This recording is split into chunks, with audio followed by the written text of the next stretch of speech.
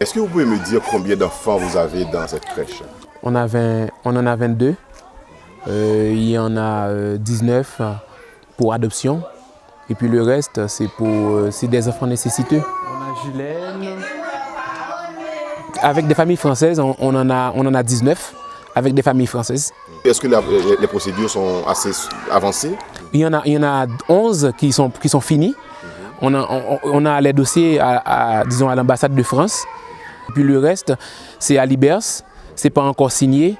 Et puis là, à Libers, c'est ouvert, mais c'est pas comme d'habitude. Ça ne marche pas correctement. Et puis là, depuis le 12, il n'y a pas de dossier signé. Pour les enfants qui sont en procédure d'adoption, vous avez dit que leurs dossiers sont finalisés et sont à l'ambassade de France. Qu'est-ce qui empêche qu'ils puissent partir? On nous disait que si le dossier est fini, si on a le jugement d'adoption, les enfants pourraient voyager. Bien là, le ministre des Affaires étrangères, on nous a dit que le ministre a arrêté la procédure. Et puis il faut... Vous parlez du ministre des Affaires étrangères français ou haïtien? C'est le ministre des Affaires étrangères français qu'on nous disait. Mais là, il ne nous manque rien parce que là, on nous a dit que le ministre des Affaires étrangères haïtien a signé pour leur départ. Alors tout est OK pour eux, mais on attend le passeport et puis on attend l'arrivée des parents. On ne sait pas quoi faire là maintenant, on attend. On aimerait finir avec ces procédures-là et puis on aimerait voir voyager ces enfants. Vous dites que 19 au moins d'entre eux devraient partir déjà. Oui, 19 d'entre eux devraient partir parce que là, l'essentiel c'est assurer la sécurité de ces enfants-là.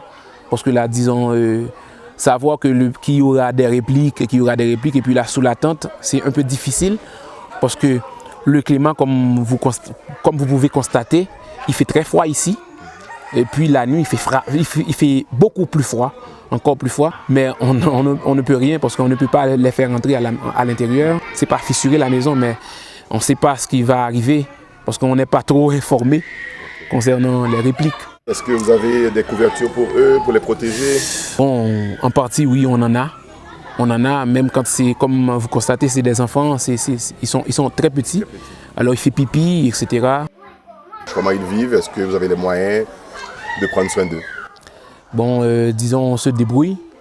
Après le 12, on a eu un peu d'assistance de quelques parents, de quelques adoptants.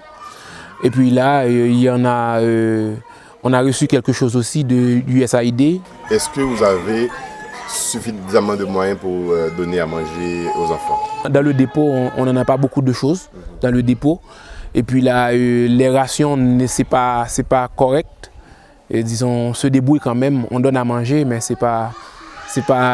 d'habitude, c'est pas ce qu'on donne. On a eu une visite de quelques médecins de l'ambassade de France. Ils nous disaient que l'eau n'est pas potable, réellement, même quand on dit que l'eau est potable, il y a des gros bidons, les enfants ont de gros bidons. C'est des parasites qu'il y a dans l'eau. Alors ça, c'est pas rassurant. Et puis il y a d'autres maladies,